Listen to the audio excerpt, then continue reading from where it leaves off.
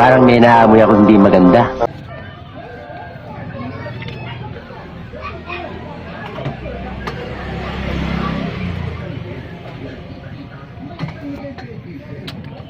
So guys, hindi nabuksan ng kawatan to.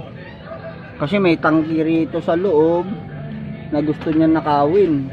Wag po, wag!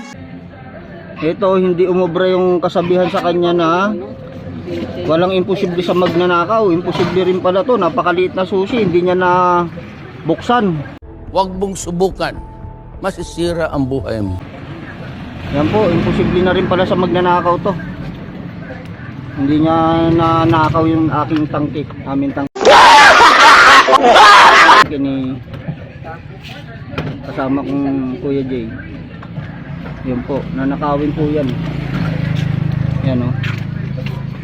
Nabusalsal na po yung ano, yung yung butas. Ano ang senyo? Natamimi kayo.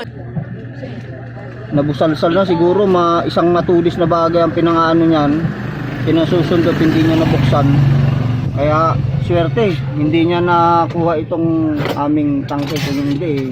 Wow naman! Wow! Wow!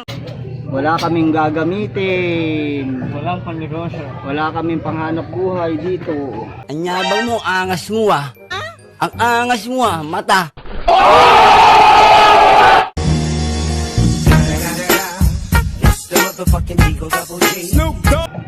Mahal din po ng tangke.